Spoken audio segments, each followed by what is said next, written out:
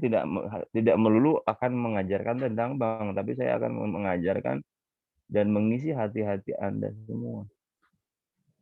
Oke, sudah di record, bahaya ini. Ayo.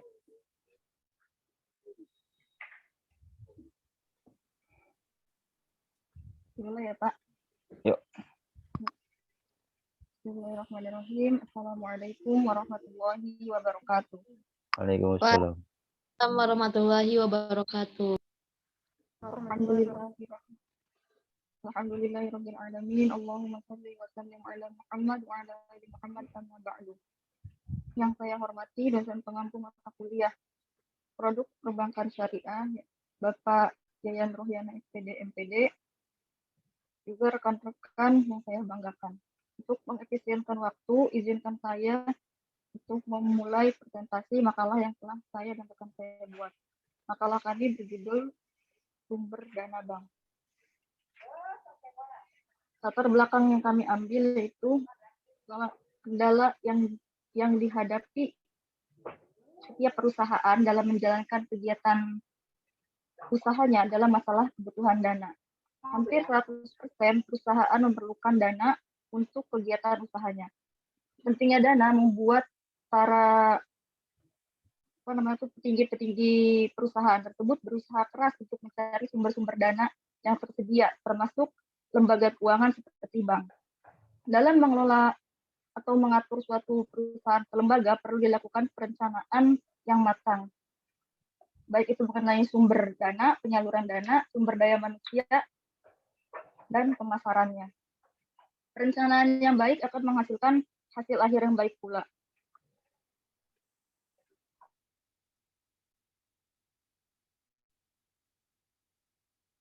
Bank merupakan perusahaan yang menyediakan jasa keuangan bagi seluruh lapisan masyarakat.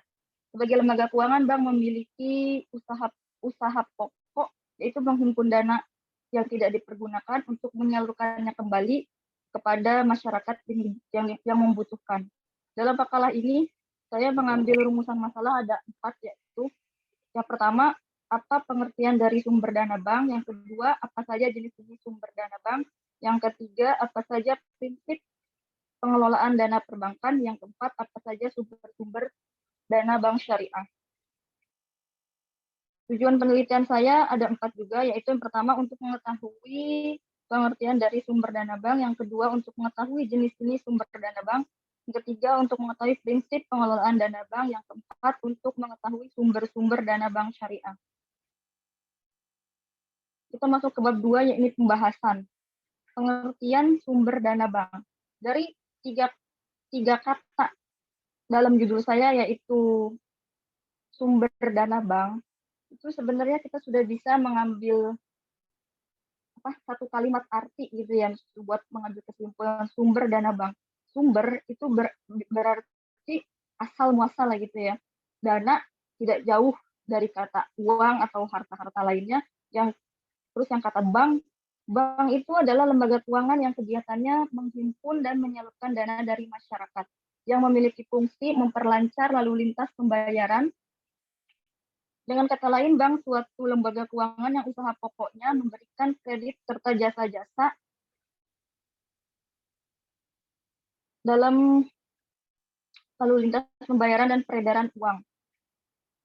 Maka pengertian sumber dana bank yaitu adalah usaha bank atau petinggi bank untuk mengumpulkan dana-dana agar memperlancar proses usaha di bank tersebut. Ada 3 kegiatan utama, yaitu 3 kegiatan utama tugasnya bank gitu ya. Yang pertama itu menghimpun dana, menyalurkan dana, dan memberikan jasa bank lainnya.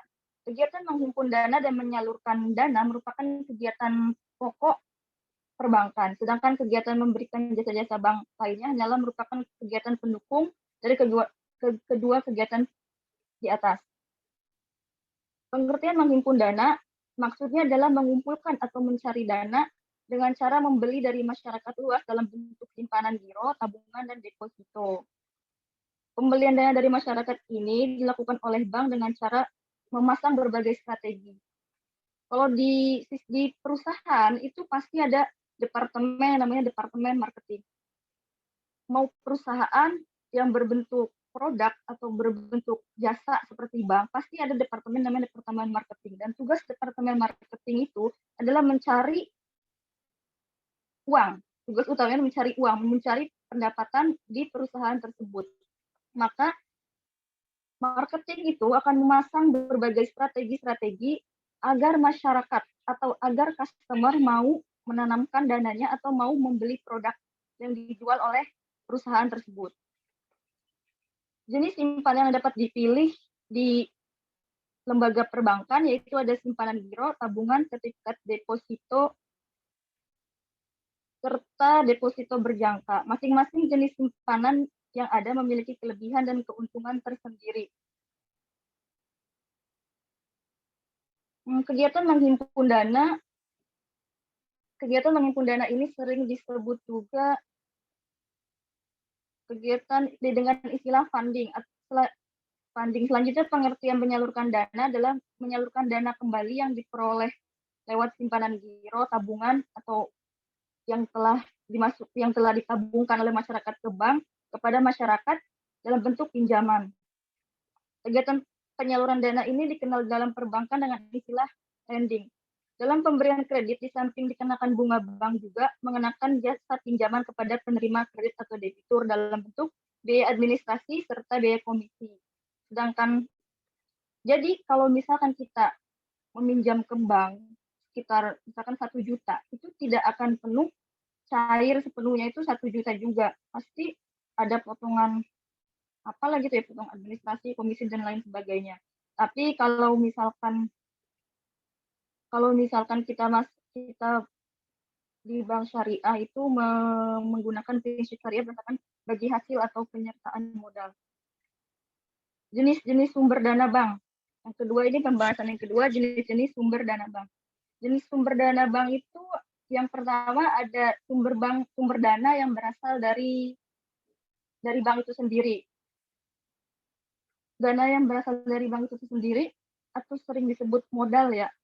Modal itu adalah harta atau aset yang diberikan si pemilik bank atau petinggi-petinggi di bank untuk digunakan dalam kegiatan operasional di bank sendiri. Modal merupakan dana yang secara teori pengertian modal merupakan dana yang diserahkan kepada pemilik dana atas penyerahan dana ini memperoleh bagian dari hasil usaha pada akhir tahun. Dana yang berasal dari setoran modal dapat dipergunakan sebagai fixed asset atau non-earning asset dan pembiayaan. Dana yang bersumber dari setoran modal kemudian disalurkan menjadi pembiayaan dan pada akhir tahun buku investor akan mendapatkan hasil dari penyaluran dana tersebut dalam bentuk dividen. Dana yang bersumber dari bank itu yang kedua ada titipan. Yang titipan ini kalau dalam prinsip syariah itu ada al-wadi'ah, yang disebut al-wadi'ah, merupakan titipan murni setiap saat dapat diambil oleh pemiliknya. Titipan juga dibagi menjadi dua, yaitu titip wadi'ah yad al-domanah dan yad amanah. Tentang konsep ini, pihak bank yang menerima titipan boleh menggunakan atau memanfaatkan dananya dan memberikan insentif kepada nasabah, atau dana tersebut hanya disimpan saja dan nasabah tidak mendapatkan insentif dari bank. Yang ketiga ada investasi. Investasi adalah penghimpunan dana lainnya dengan menerapkan prinsip investasi dengan akad mudharabah. Pada penempatan dana dengan akad mudharabah terbagi dari mudharabah mutlaqah dan mudharabah muqayyadah. Yang kedua, dana yang berasal dari masyarakat luas. Merupakan sumber dana terpenting dan yang paling besar biasanya hasilnya itu. Karena pencarian dana yang paling mudah dan persyaratannya pun tidak sulit. Asal bank bisa menyusun strategi untuk menarik minat nasabah dengan cara menawarkan berbagai jenis simpanan atau pinjaman. Kalau dalam konvensional menawarkan bunga yang tinggi untuk para nasabah yang akan menabung. Kalau misalkan di prinsip syariah dengan cara mempermudah dan memperlancar proses peminjamannya.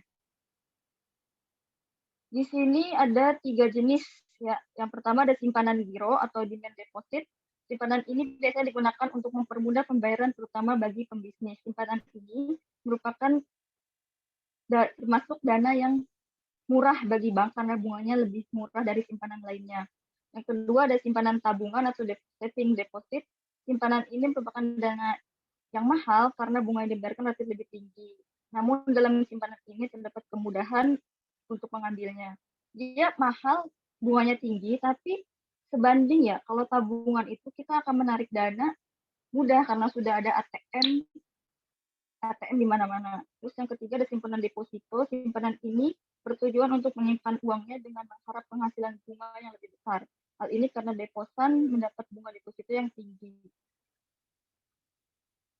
Ketiga, dana bank itu bersumber dari lembaga lain. Kenapa?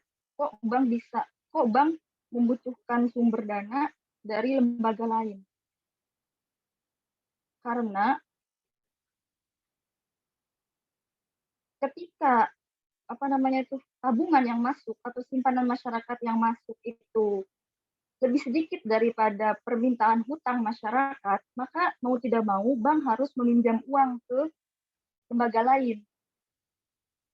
Nah, di sini juga ada beberapa sumber dana bank dari lembaga lain, yaitu yang pertama ada kredit likuiditas dari Bank Indonesia atau KLBI, merupakan kredit yang diberikan Bank Indonesia kepada bank-bank yang mengalami kesulitan dalam membayar kewajibannya. Yang kedua ada pinjaman antar bank atau call money, merupakan pinjaman yang diberikan kepada bank yang mengalami salah clearing di lembaga clearing. Pinjaman ini bersifat jangka pendek dengan bunga yang tinggi.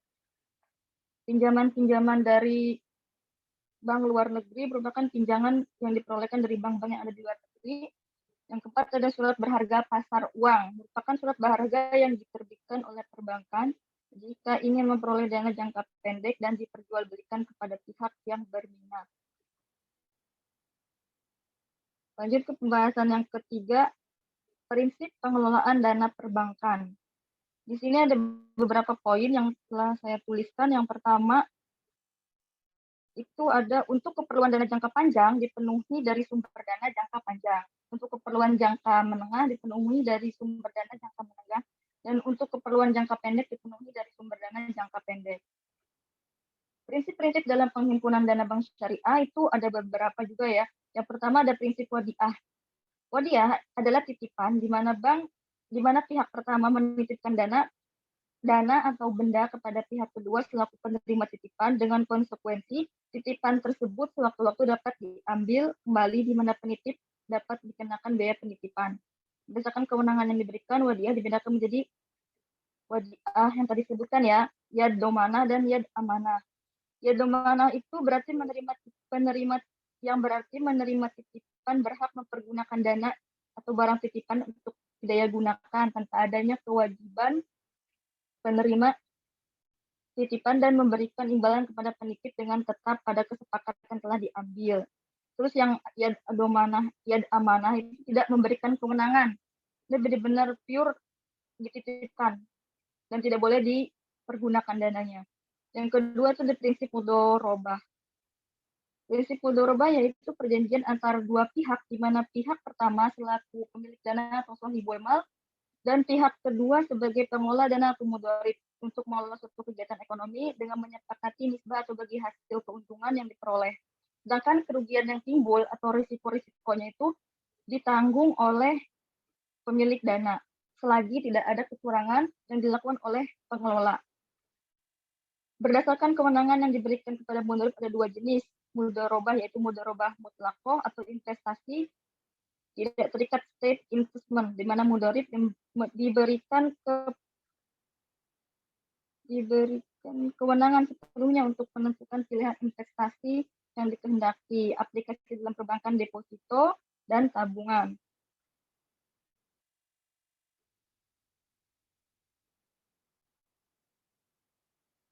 Mudharabah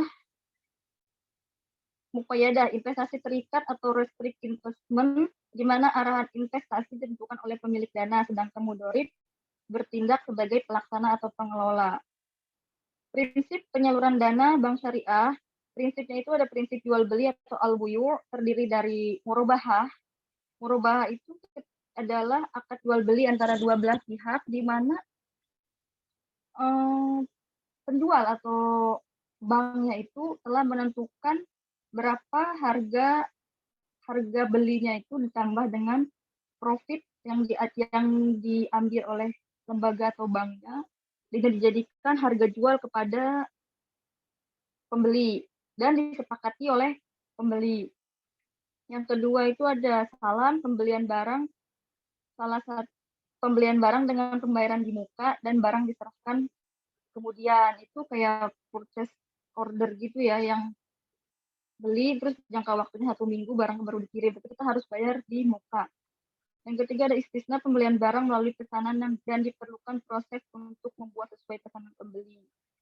Pembayaran dilakukan di muka sekaligus atau secara bertahap. Istisna juga kayak misalkan beli sesuatu tapi ini bisa bertahap. Prinsip bagi hasil ada mudharabah yang tadi sudah dijelaskan, ya ini perlu dijelaskan untuk kedua kalinya. Yang musyarakah yaitu perjanjian antara pihak-pihak, jadi bukan dua pihak tapi beberapa pihak yang menanamkan modal dalam suatu kegiatan ekonomi dengan pemberian keuntungan kerugian menyesuaikan nisbah yang telah disepakati. Musyarakah ini bersifat tetap atau bersifat temporer dengan penurunan secara periodik atau sekaligus di masa proyek. Prinsip pembagian hasil usaha berpedoman pada revenue sharing atau profit sharing. Pemberian jasa-jasa bank lainnya itu jasa-jasa bank lainnya merupakan kegiatan penunjang untuk kelancaran kegiatan penghimpunan dana dan menyalurkan dana.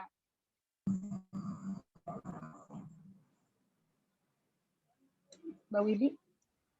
Ya, boleh saya ambil alih ya. Ya. Terima kasih Doya. Maaf sinyalnya jelek. Kemudian saya sambung kembali untuk presentasi kali ini, yakni sumber-sumber dana bank syariah.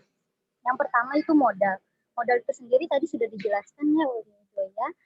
Berarti kalau untuk pemilik modal itu berarti dia menyimpan saham di bank tersebut. Jadi dia memberikan dananya. Dan yang kedua, rekening giro atau current account. Seperti pada bank konvensional lainnya, bank syariah juga menerima simpanan atau tahunan dalam bentuk rekening giro dari nasabah. Dana ini oleh bank syariah akan diterima sebagai usaha atau titipan. Dengan atas penggunaan dana tersebut, pihak bank dapat menggunakan dana tersebut kegiatan perbankan. Sementara itu, bank memberikan jaminan kepada nasabah bahwa dana yang sudah diserahkan sewaktu-waktu bisa diambil kembali. Kemudian yang ketiga, rekening tabungan atau layanan dari bank syariah yang memungkinkan menerima simpanan atau tabungan dalam bentuk rekening tabungan dari nasabah. Penggunaan dana yang diterima dalam bentuk rekening tabungan dapat digolongkan menjadi 3, yang di bawah ya. Yang pertama, wadiah atau titipan. Meskipun dalam rekening giro juga mengenal istilah wadiah, namun wadiah yang dimaksud dalam rekening tabungan ini memiliki penerapan yang berbeda. Dalam rekening tabungan, wadiah diartikan titipan yang bisa digunakan oleh bank dengan lebih fleksibel untuk mendapatkan keuntungan. Hasil dari keuntungan tersebut akan dibagi dengan nasabah sesuai dengan kesepakatan yang terjadi di awal. Kemudian yang kedua itu qard atau pinjaman kebajikan. Maksud pinjaman kebajikan di sini adalah bank menerima dana dari nasabah yang mana dengan menyertai kesepakatan tanpa diberlakukan adanya bunga dari dana yang dipinjamkan. Dana ini dapat digunakan bank untuk segala kegiatan perbankan yang menguntungkan, dan hasil keuntungan dari kegiatan tersebut kemudian akan dibagi dengan nasabah sesuai dengan kesepakatan yang ada. Yang ketiga, mudharabah atau bagi hasil. Tadi sudah dijelaskan ya, juga umumnya akan diintegrasikan dengan rekening investasi berjangka.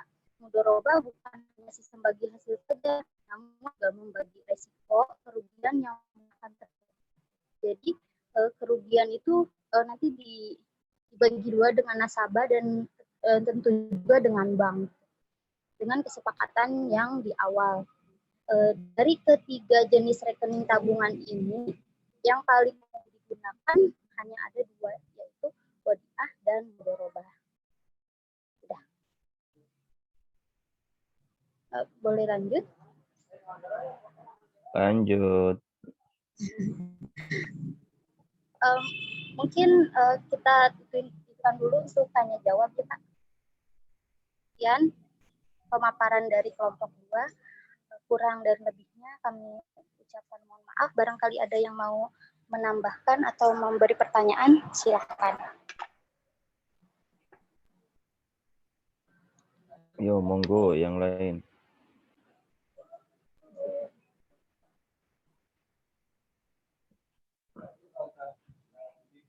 Untuk presenter yang presentasi, Iya Pak. setelah saya simak itu sumber dana banknya itu, kemudian penjelasannya belum ada perbandingan konvensional Neng ya. Jadi langsung ke spesifik ke bank syariah Neng. Betul nggak Neng? Sesuai yang di itu Pak. Iya. Apa SAP Pak? Iya. Jadi ada. Jadi fokus kepada bank syariah. Syariah. Ya. Takutnya nanti ada yang bertanya tentang konvensional, Neng juga harus siap jawab ya. Meskipun tidak ditampilkan. Untuk perbandingan aja.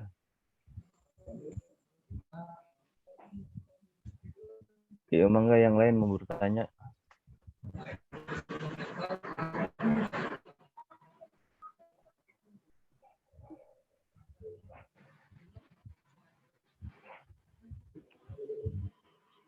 Saya absen nih. Ayu mau nanya nggak Ayu? Andri Jailani, Dwi Lestari, Farida, Irayati, Kevin, Khairia, Melisa itu yang mana ya? Siti Mutiah, Siti Nurhalisa, Umul Kiromah, Widya Anggreni, Yuliawati Effendi, dan Zahra Sibuan.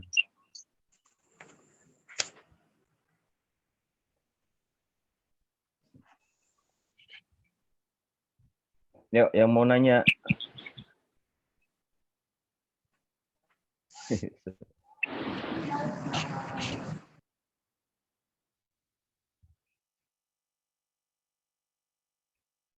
Nggak ada, Neng. Pada diem semua. Atau nggak pada hadir. Meskipun saya blank kan, tetap saya perhatiin.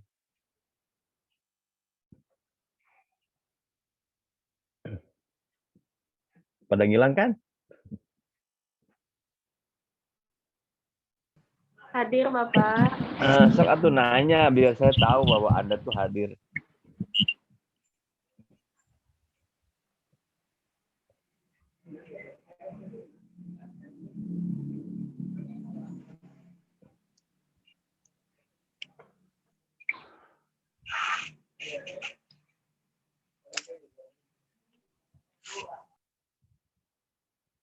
Neng, saya nanya ya.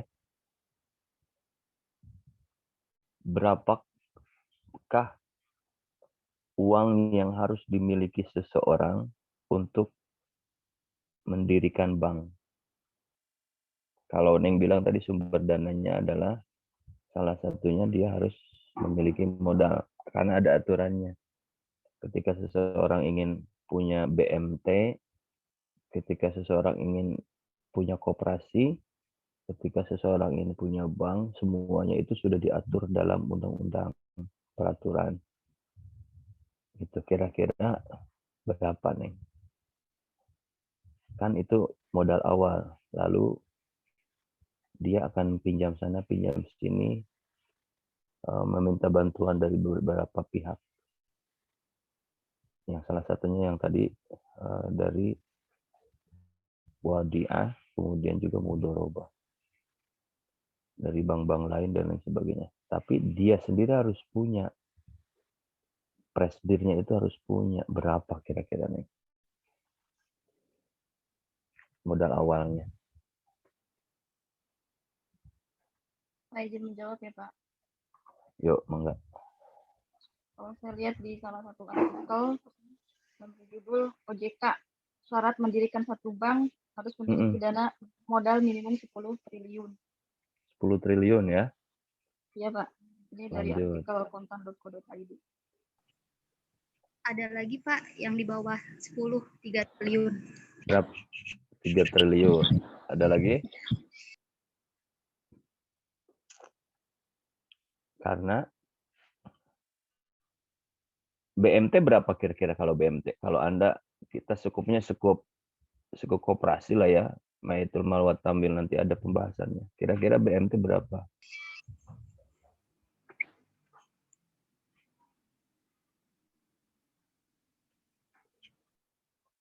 Modal awal BMT, pendirian BMT, judulnya.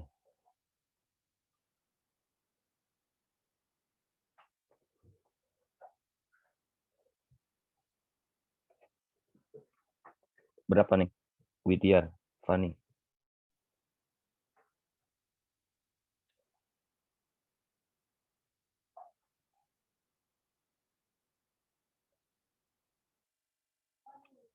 Safira.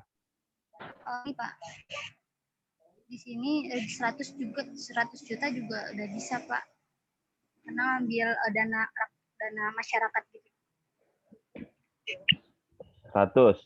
Terus kalau Doya berapa?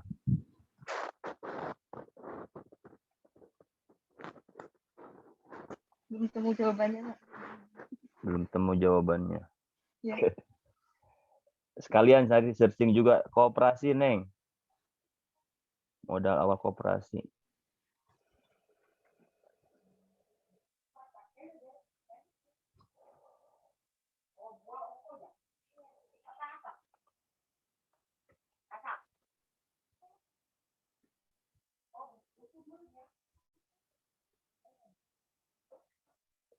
Ketemu? Nge-lag semua ya? Iya, Pak. Belum Bapak. Belum. Ya. Daripada diam semua nanti saya tanya aja sekalian karena yang tidak ada di slide saya tanyakan sekalian juga nanti akhirnya jawabannya itu jadi pengetahuan. Kira-kira BMT berapa, koperasi berapa? Kita buat yang skup kecil aja dulu.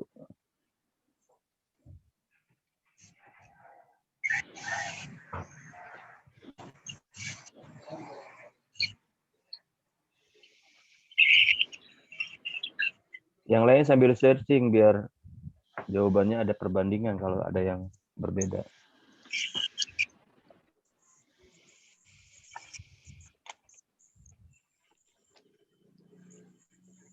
Pak, Yuk. Yang Saya Pak. berapa? Untuk yang primer, koperasi primer minimum 15 juta. Koperasi itu 15 juta doang. Iya, apa? Modal koperasi primer minimum. Primer ya. Terus?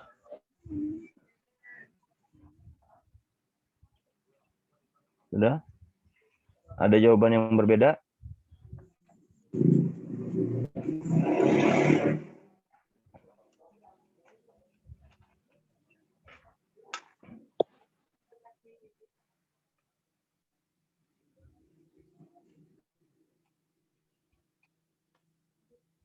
Yang sekundernya 50 juta, Pak. Ya. Terus ada lagi? Primer, sekunder, tersier. Yang ketiga apa nih?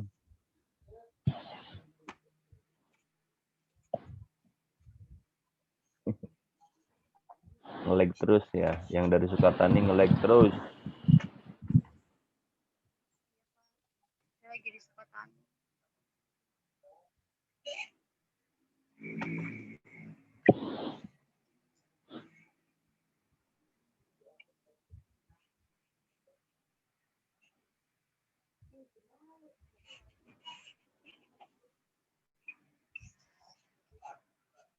Doya, sudah ketemu jawabannya, Doi?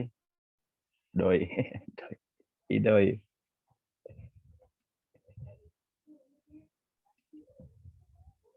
Itu kan internetnya nggak bisa. Internet nggak bisa. Oke.